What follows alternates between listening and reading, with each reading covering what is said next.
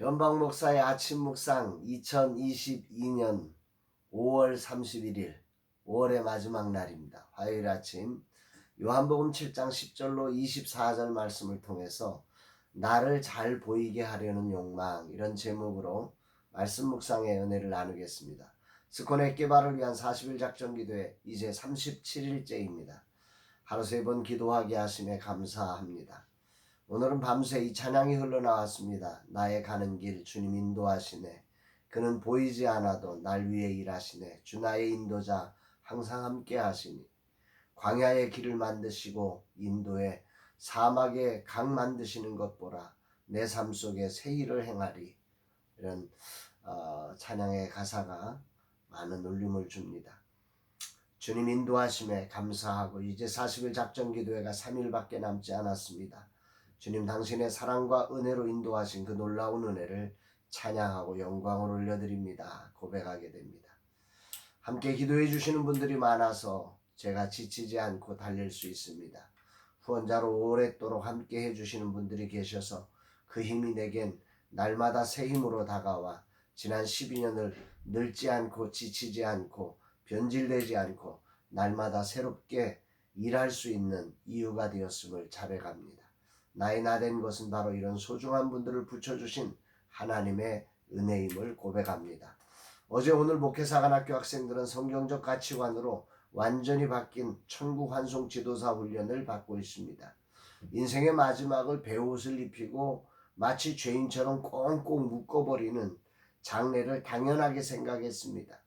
과거의 관습이기에 이것이 잘못된 것인 줄 알지 못하고 당연하게 받아들였던 거지요. 그러나 죽음이 끝이 아니냐고 천국 시민이 되어 천국으로 향하는 소중한 길임을 믿기에 이 모든 장례 절차를 천국 환송의 자리로 바꾸고 바꾸기 위해서 평생을 헌신하신 우리 김원수 목사님이라는 분이 계십니다. 이분이 목회사관학교의 강사님으로 자원해서 오셔서 우리 사관생도들을 가르쳐 주시고 1박 2일을 앞수가며 천국 환송 지도사로 훈련을 시켜주고 계십니다. 주님 은혜로 채우소서. 모든 일정에 은혜를 베푸시고 특별히 우리 김원수 목사님을 기름 부어주시고 강건케 하옵소서 고백하게 됩니다. 오늘은 내일 결혼 32주년을 맞아 아내와 함께 32년 만에 외출을 합니다. 그동안 사역과 일들로 결혼기념일에 함께하지 못했습니다. 다행히 오늘 모임이 없고 내일 휴일이 주어져 소중한 외출을 결심했습니다. 지금껏 아무것도 주지 못하고 살아왔고 앞으로도 아내에게 세상적으로 무엇을 약속할 수 없습니다. 내 가는 길이 그런 길이 아니기에 그것을 약속하지 못합니다. 32년 만에 결혼기념일에 아내와 함께하는 1박 2일의 여행, 처음 청혼하고 어떤 경우에도 좋은 것은 줄 수 없지만 손을 놓지 않겠다고 약속한 것을 기억하면서 오직 함께하기 위해 그리고 후반전 더 함께하기 위해 이 여행을 떠나려고 합니다. 이날 주님은 어떤 말씀으로 인도하실까?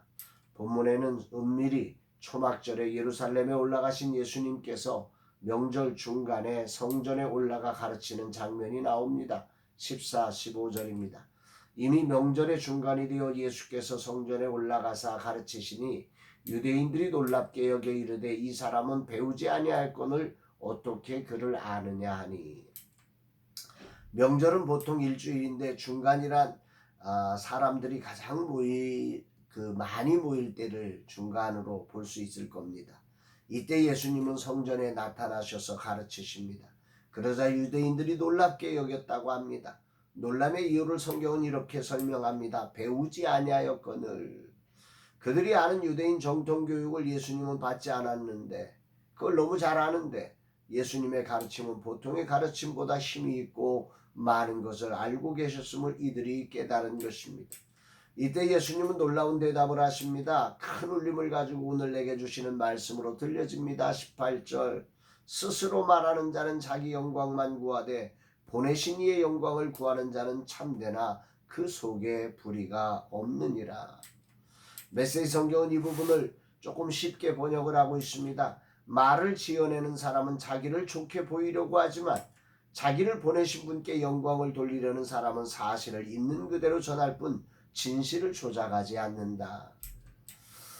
그렇습니다. 세상은 두 가지 종류의 언어를 가지고 살아가는 것 같습니다. 하나는 자기를 좋게 보이려는 말이 있고 또 하나는 보내신 분의 뜻을 있는 그대로 전하라는 열정의 언어가 있습니다. 오늘 주님은 내가 가는 길이 어떤 길이냐고, 내가 하는 말들이 어떤 말이냐고 묻고 계십니다. 저는 날마다 묵상을 하고 이 묵상을 500여 명과 공유하고 있습니다. 가끔 스스로 묻게 됩니다. 왜 이렇게 공유하느냐고. 사람에게 나를 좋게 하라고 묵상을 공유하는 건가? 처음 묵상을 공유하게 된 이유는 작은교회 목사님들의 요청 때문이었습니다. 목사님들에게 설교하기 위해서 성경을 보지 말고 주님을 알고 주님을 만나기 위해 묵상을 하라고 가르쳤습니다. 목사의 심각한 질병은 설교하기 위해 성경을 보는 것이라 많은 분이 공감했고 그래서 묵상하려고 하는데 목사의 묵상은 일반 성도들이 하는 묵상과는 달라야 했기에 조금은 어려워해서 공유를 요청받고 공유하기 시작한 것입니다. 그렇게 시작된 공유가 이제 12년이 되었습니다. 성경 66권을 전부 묵상으로 했고 지금 두 번째 하고 있습니다. 이런 때에 주님은 다시금 묻습니다. 사람에게 좋게 보이려고 하는 건가 아니면 보내신 주님의 뜻을 전하려는 열정으로 하고 있느냐고 말입니다. 말씀 묵상하면서 이런 질문 앞에 설 때 솔직히 두렵습니다. 왜냐하면 나란 초라한 인간을 만나야 하기 때문입니다. 오늘 이 말씀 앞에 서면서 또 초라한 나를 만나게 됩니다. 내가 사람들에게 묵상을 공유하는 이유는 말씀 없이 살지 말고 하나님의 말씀 기준으로 오늘이란 삶을 살아가라고 요청드리기 위해서입니다. 그러나 나도 모르는 사이에 내 안에 있는 죄성이 나를 좋게 보이려는 무서운 열정으로 나타나는 것이 나임을 자백합니다. 말씀 앞에 내 모습을 있는 그대로 자백하지 않고 나는 안 그런 척하며 나를 그렇게 위장하는 그런 모습들이 나오기도 한다는 것입니다. 나에겐 꿈이 있습니다. 뭐 남들처럼 거창한 꿈이 아닙니다. 노련한 목사가 되지 않는 것, 실수를 감추지 않는 것, 말씀의 청진기에 따라 인생의 삶을 결정하는 것, 사람에게 끌려가지 않고 하나님께 이끌리는 설렘이 있는 삶을 내 삶의 목표로 정했던 것입니다. 그러나 이런 나의 꿈과는 반대로 내 속에 내가 원하지 않는 것을 하게 하는 무서운 죄성이 도사리고 있는 존재가 바로 저입니다. 그래서 어느 날인가는 말씀을 통해 나의 이런 연약함을 발견하기보다 이걸 감추고 나를 좋게 보이게 하려고 혈안이 되어 살아가는 내 모습이 있음을 하나님 앞에 겸손히 자백합니다. 주님, 제가 그렇습니다. 이 종을 붙들어 주소서. 이 종이 드러내는 묵상과 설교와 삶이 사람에게 좋게 보이려는 마음을 다 내려놓게 하시고 오직 보내신 주님의 뜻을 이루는 열정으로만 드러나는 종이 되게 하옵소서. 이 아침 간절히 하나님 앞에 기도하게 됩니다. 주님, 이 종을 붙잡아 나의 주인 되시고 나를 보내신 주님의 뜻만을 열정으로 드러내는 종이 되게 하옵소서. 허울하는 저를 포기하지 않고 수시로 이렇게 저의 못남을 보게 하시고 보혈로 씻겨주시는 은혜가 없다면 저는 정말 없습니다. 주님, 오늘도 저를 씻어주시고 주 보혈로 나를 덮어 주옵소서. 고백하게 됩니다.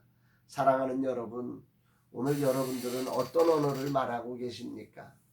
오늘 인생을 살다 보니까 나를 좋게 보이려는 언어를 말하는, 내 속을 감추어야만 하는 그런 안타까운 인생을 살 때가 참 많습니다. 그렇게 사는 인생은 정말 스트레스가 많지요. 어려움이 많지요. 오늘 하루 주님, 나를 보내신 나의 진정한 주인이신 그 주님의 뜻 앞에 겸손히 나를 드러내며 주님의 뜻을 온전히 세상에 표현하려고 살아가는 진실한 삶으로의 초대가 진정한 행복한 삶이 아닐까 소개하며 저와 여러분의 삶이 그렇게 되기를 진심으로 축복합니다. 사랑합니다, 여러분.